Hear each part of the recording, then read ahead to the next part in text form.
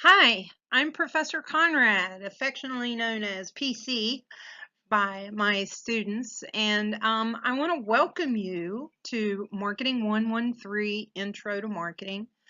This is a really fun course, and I think it will open your eyes throughout the next 8 weeks into exactly what marketing is. I bet that you probably think that marketing is primarily just advertising. Well, you're going to find out over the next 2 months that marketing incorporates a whole lot more than just advertising or TV commercials and social media and those kind of things. Companies use marketing to communicate to their customers through way more than just advertising. So you're going to find this out. Um, I do each Monday I put up a little slide video like this, and I strongly encourage you to watch them. I try to keep them to about 15 minutes, 10 to 15 minutes. This week might be a little bit longer because it's the first week and I'm just trying to say hello and everything. So what I will do with these videos and the PowerPoints is just try to help you better understand the concepts that we're going to be covering for the week. And I'll also discuss the homework that's going to be due during the week. There are a couple assignments throughout this course that can be a little bit challenging. So I really, really do encourage you to watch this each Monday so that you can get a better understanding of what the homework assignment is telling you. If you want to learn a little bit more about me, please check out my instructor announcement that's in our announcements page, and it gives you a lot of details about me. And I've put up some pictures of my family and my pets. And in this first week, because we are going to be doing a pet food product for our course-long project, I would love to see you add some pictures of your pets into your discussion post. You can embed them and they'll come right up and we can see everyone's pets, and that kind of makes this discussion post for this week a little more fun. And I do know a lot about online courses. My master's degree was completely online. My doctorate that I'm currently in the dissertation phase in has been completely online. I know what it's like to work full time. In my master's, I had 3 teenagers in the house, and I know exactly what it's like to work with an online class and have a busy life as well. But do try to keep um, you know caught up and try not to fall behind, because then it's kind of hard to get caught back up. Please, please communicate with me if you have any questions whatsoever. I will respond quickly and help you out whatever I can with any questions. So with all that said, I've already wasted 3.5 minutes. Let's get into this week's program and what we're going to be looking at in regards to marketing this week to get us started. So I want to start out with an example here of Amazon. I'm sure most of you, if not all of you, are familiar with Amazon. I shop with them quite often, and they are the online pioneer in selling books. That is what they originally started out, was just to sell books. But over time, they have expanded their product lines and product categories into everything. Everything. They have music and electronics and tools and housewares, apparel, groceries to clothing, loose diamonds, lobsters from Maine. You can get just about anything on there. Just in the past couple weeks, I've ordered a soft top for my Jeep. I've ordered new bed covers for my bedroom, and you can just get anything on there. Their success is attributed to their customer-driven policy. And through this policy, they actually start with the customer first and work backwards. So for example, the Amazon.com site, it greets customers with your very own personalized homepage, and it provides a recommendations for you feature. that offers personalized product recommendations. Um, Amazon's discovery factor makes buying experiences very special. Once you're on their site, you're compelled to stay for a while. You're looking around, you're learning about new products, you're discovering new things. As a result, it creates direct, personalized customer relationships and satisfying online experiences. Amazon has become a model for a lot of companies that are obsessively and successfully focused on delivering customer value. The company believes that if it creates superior value for customers, it will earn their business and loyalty, and success will follow in terms of company profits and returns. And you can see the success right here. This is showing the worldwide active customer accounts on Amazon from 1997 to 2015. And you can see how it has grown tremendously over those few years. And so that is a very sure sign of their success. I always love to show off the Amazon logo. It's one of the coolest logos. And as you can see, it's just plain Amazon. But you also see the smile, and makes its goal is to make customers happy and satisfied. And the smile reaches from A to Z, which means they have everything from A to Z, which is pretty accurate. So let's take a look at what marketing is. According to the American Marketing Association, it is the activity, set of institutions, and processes for creating, communicating, delivering, and exchanging offerings that have value for the customers, clients, partners, and society at large. And these you're going to see here in a minute how this has changed, how the marketing concept has changed so much in the past 125 years. The goal for most customers or for most businesses is, I'll turn that off, is to attract new customers by promising superior value, and in keeping and growing those current customers by delivering satisfaction. So, one of the first steps that the company must do is select what customers they're going to serve, which is done through what we call market segmentation. And we're going to talk a little bit more about that here in a few minutes. Next, the company must decide how it will differentiate and position itself in the marketplace. A brand's value proposition is a set of benefits or values that it promises to deliver to the customer to satisfy their needs. And you're going to be looking at this in your pet food product in the benefits that you give to your customer. They don't always really care about the product. They care more about what they get out of that product. There's 5 different concepts under which organizations design and carry out their marketing strategies. The first alternative is the production concept, and this refers to the idea that customers will favor products that are available and highly affordable. So typically, if a company uses this concept, they're selling cheap products. The second alternative is the product concept. This refers to the idea that customers will favor products that offer the most quality, performance, and features. The third alternative is the selling concept. This refers to ideas that customers will not buy enough of the firm's products unless the firm undertakes a large-scale selling and promotion effort. You'll see a lot of that through car dealerships, pharmaceutical companies, and things like that. And it's usually complicated products maybe that need a little help. So they use a lot of personal selling. The fourth alternative is the marketing concept, and this refers to a philosophy in which achieving organizational goals depends on knowing the needs and wants of the target markets and delivering the desired satisfactions better than the competitors do. And then the final alternative, and this is what is very typical today, is what we call a societal marketing concept.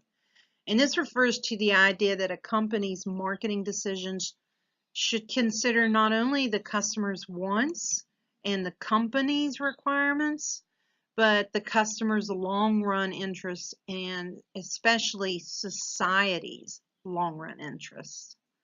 And let's take a look here. Oh, yeah, this is an example of the production concept. As you saw the Model T there, in the early 1900s, Henry Ford utilized the production concept. Of course, we know that Ford invented the assembly line, so he's able to mass produce Model T, and he improved the production process and to tremendous success, and but that was his only focus. He didn't really care about anything else. There was no consideration of the customer at all. And in fact, one of Ford's most famous quotes is, "Customer can have a car painted any color they want so long as it's black." Now, could you imagine today if everybody drove the exact same car, the exact same color? I mean, it would be quite boring. Our roads would not be interesting if every vehicle was exactly the same. Then we change. I'm going to show you here an example of the selling concept and how it contrasts, and also the marketing concept. The selling concept takes what we call an inside out view that focuses on existing products and the heavy selling. And the aim is to sell what the company makes rather than make what the customer wants. It works for some companies, but not all. Or we can take the marketing concept that takes an outside-in view that focuses on satisfying customer needs as a path to profits. It starts with a well-defined market, focuses on the customer needs, and integrates all the marketing activities that affect the customers. And then the societal marketing concept, some textbooks call triple bottom line, in that, let me take the video down so you can see it here. It focuses on the customer's wants and satisfactions and company profits, just like the marketing concept, but it adds in society as, the human welfare as a third part to make that triple bottom line. One example of this might be Tom's footwear. So for every pair of shoes you purchase from Tom's, they send a pair of shoes for free to children in third world countries. And you're seeing this societal part growing tremendously in a lot of businesses today. All right, so let's jump real quick here into the marketing mix. This is kind of what you're going to be working on some this week. And the marketing mix is a set of marketing tools that the company uses to implement its marketing strategies. The major marketing mix tools are product, price, place, and promotion. So see, I told you it was a lot more than just advertising. To deliver on its value proposition, the company must first create a needs-satisfying market offering or product. It must then decide how much it will charge for the offering, which is your price, and how it will make that offering available to the target customers, which is the place or distribution. Finally, it must communicate with the target customers about the offering and persuade them of its merits, which is promotion. The company has to blend the marketing mix tools into a comprehensive, integrated marketing program that communicates and delivers an intended value to those chosen customers. And this is a nice diagram. This is also from your book. And you can see from it that most companies that use this, either the marketing or the societal marketing outside in view, starts with the customer. They want the overall goal, remember, was to get customers, meet their needs and wants, creating value, and building relationships. The second step is how we figure out who our customers are. Differentiation and positioning, those are what makes our company different and special from all other companies. And then the marketing mix, product, price, place, and promotion, still revolving around the customer. And then the last step is your planning, your implementation, control, and analyzing it. And then these outside things are factors that can cause us to maybe make modifications, or they are considerations that we have to focus on to make sure that we have that full integrated marketing plan going. So let's take a quick look at market segmentation. I believe in week 2 we get into this a little deeper. So this is just an introduction. The first thing we do, first of all, the term market, it refers to people. All right, there's a difference between marketing, marketplace, and the market. So, of course, marketing is that activity, set of processes, and all that kind of stuff. And the marketplace is kind of the physical area to which you're selling. All right, but your market is the people. It involves the customers, potential customers, and those types of things. And we segment them, we divide them into distinct groups of buyers who have different needs and characteristics or behaviors, and who might require separate products or marketing programs. So, you know, if you look at Ford today, they have a wide range of vehicles to offer, way more than just one vehicle. You know, they have pickup trucks, they have SUVs, they have luxury vehicles, they have economy vehicles.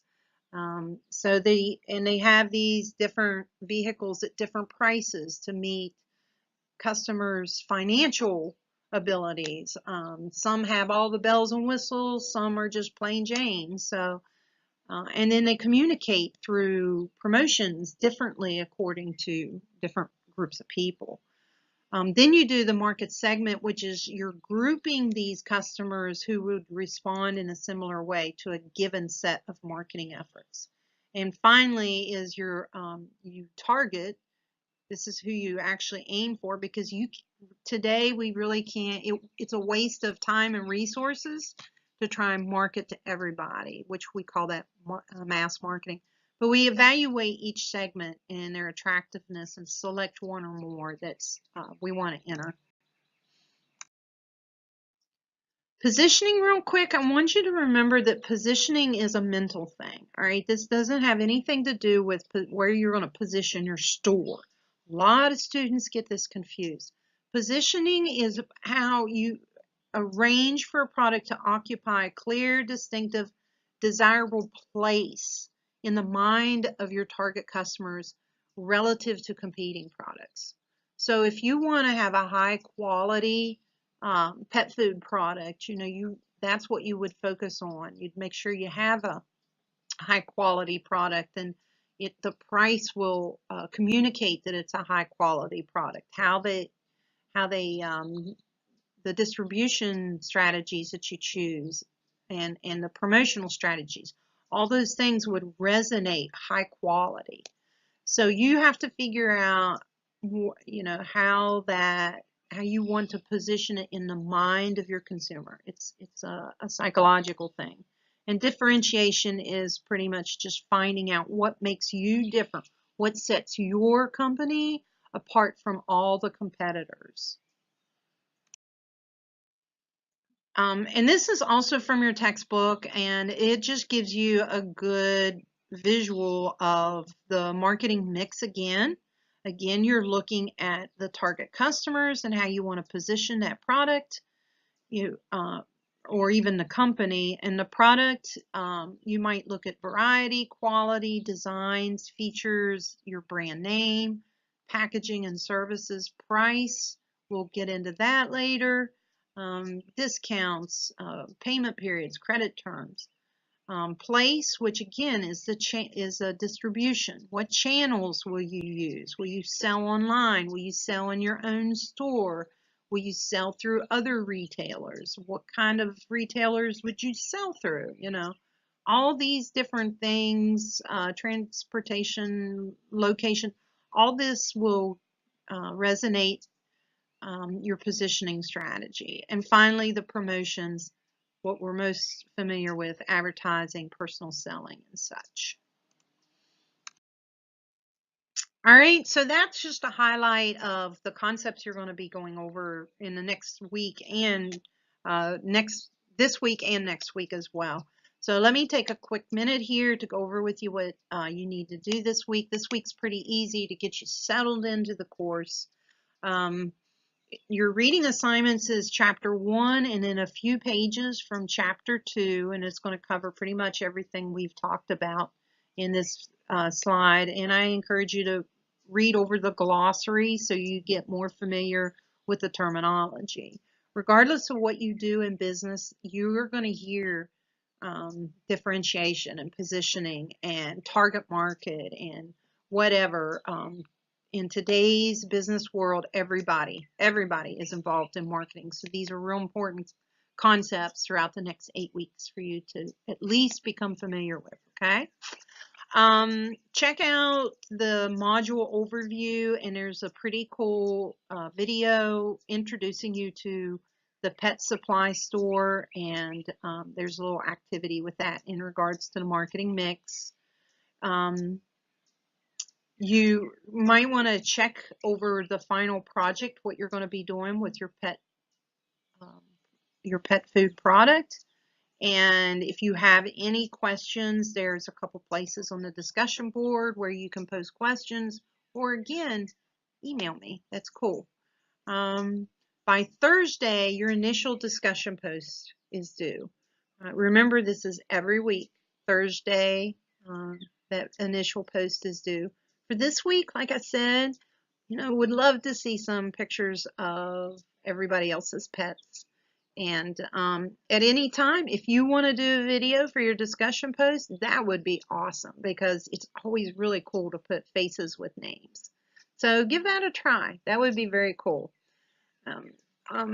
By Friday, the schedule recommends, to complete the My Marketing Lab introduction. It's real easy, and it's just a pass-fail, really. So, and do remember with the My Marketing Lab, excuse me, exercises, you can do those as many times as you want, and the highest score is what will be recorded in your grade book. Do remember that it sometimes takes, like a half hour or something for that grade to transfer into Brightspace gradebook. So be patient with that, and sometimes you have to reload and things like that. And then by Sunday night, respond to your classmates. The requirement is to respond to at least 2 initial posts of your classmates, but I always encourage you to, get in there and say something to other classmates. Go beyond the 2. The discussion board is our classroom. So the more we get involved in that, the better the class is. So anyway, I have run over my time. I'm really sorry about that, but I promise you weeks 2 through 8 will be a lot shorter. And again, please give me a shout if you need anything. And I'm really excited for this upcoming course and look forward to an exciting 8 weeks with you. Thanks, and I will talk to you soon. Bye.